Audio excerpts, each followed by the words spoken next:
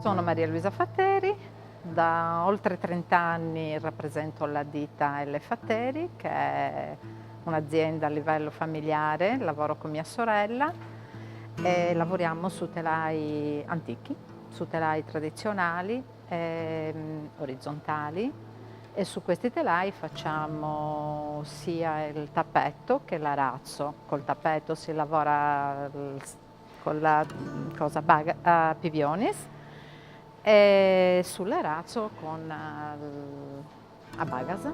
Questi ultimi anni abbiamo una collaborazione con dei designer che sono dei ragazzi molto giovani che si sono approcciati a noi e allora ci hanno cambiato dei disegni tipo questo e dato anche l'input di usare materiali nuovi.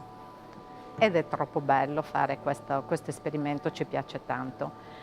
E il bello del nostro lavoro è che sempre con lo stesso strumento che è il telaio antico riusciamo a fare dei prodotti classici che non abbiamo mai abbandonato, quelli tradizionali, però cambiando colori, cambiando appena appena i disegni riusciamo anche a fare dei prodotti che vanno bene con gli ambienti moderni, con quello che è la gioventù, ecco, le cose che piacciono oggi. L'artigianato per me è passione, prima di tutto, perché non è un lavoro molto remunerativo, però se lo fai con passione ti riesci a trasportare. Poi la soddisfazione è che questi lavori sono comunque apprezzati da tante generazioni, anche molto distanti tra loro, e quello è una grossa soddisfazione.